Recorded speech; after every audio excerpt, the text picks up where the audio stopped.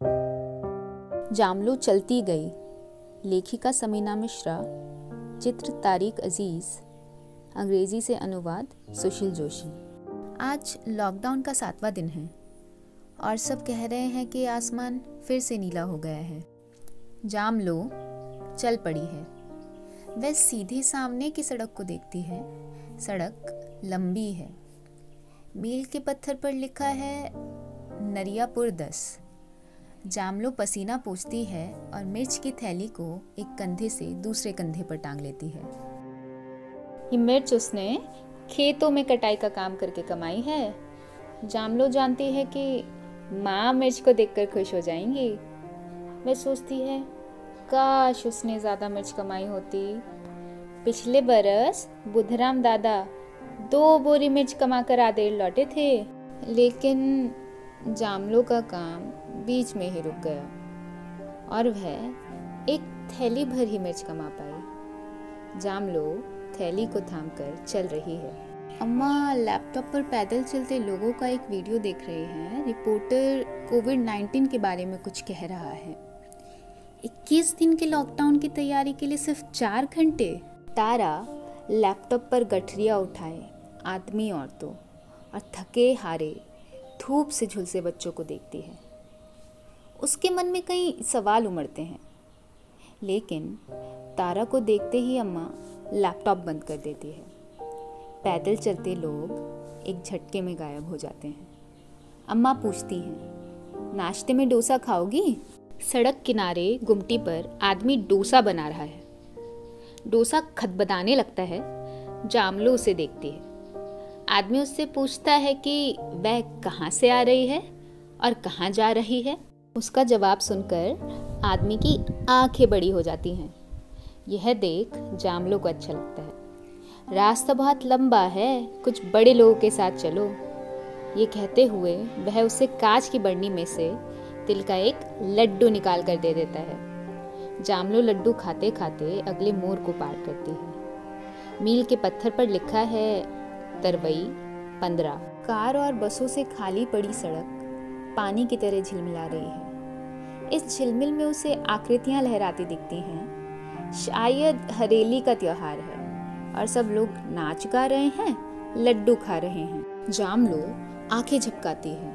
एक झंडे वाली कार सड़क पर फर्राटे से निकल जाती है। राहुल सुनसान सड़क पर एक झंडे वाली कार को गुजरते देखता है।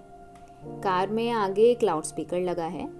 उसमें से एक आवाज़ आ रही है जो इलाके को बंद करने के बारे में कुछ कह रही है। पीछे से उसे मम्मी पापा की आवाज़ें सुनाई देती हैं।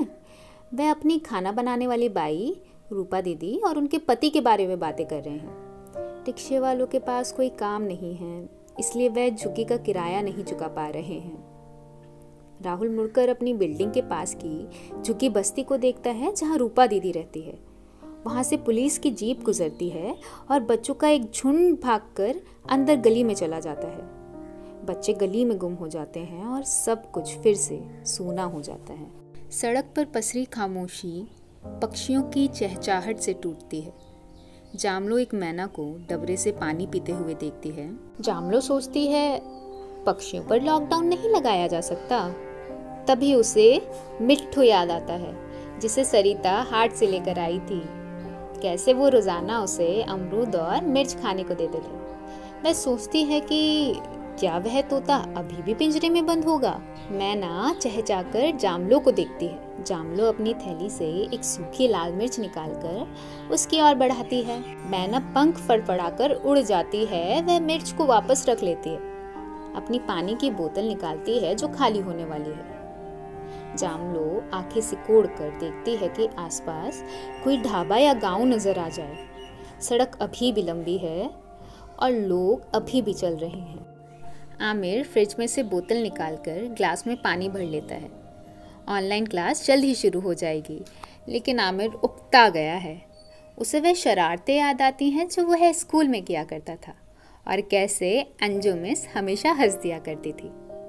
मिस उनके साथ जूम पर खेल खेलने की कोशिश करती है, लेकिन इसमें वह बात कहाँ। आमिर लॉगिन करता है।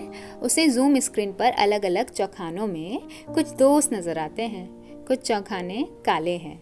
वह दोस्त दिख नहीं रहे। उसी की तरह। जब आमिर ने इस बारे में पापा से शिकायत की तो उन्होंने कहा, तुम सुन तो सकते हो, कई बच्चों के पास तो इतना भी नहीं। आमिर को अंजू मिस की आवाज़ सुनाई देती है, हाय आमिर। फिर आवाज़ें गड़मड़ हो जाती हैं और कनेक्शन टूट जाता है। जामलो की चप्पल टूट जाती है। वह एक मील के पत्थर के पास खड़ी है जिस पर लिखा है उसूर 20।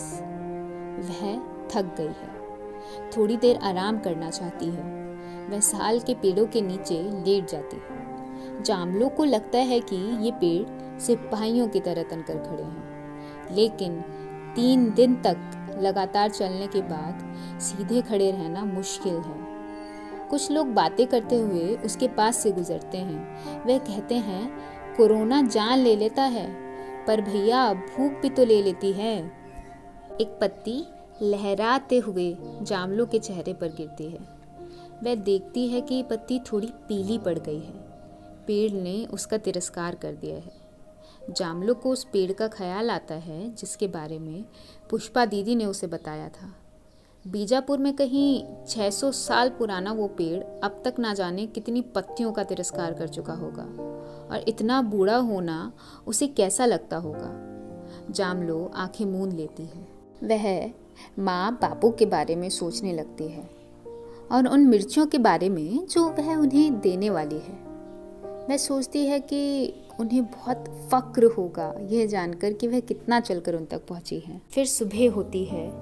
तारा और राहुल और आमिर नींद से जागते हैं। ऑनलाइन स्कूल का एक और दिन, लॉकडाउन पाबंदियों का एक और दिन। आसमान अभी भी नीला है, रास्ता अभी भी लंबा है, लोग अभी भी चल रहे हैं।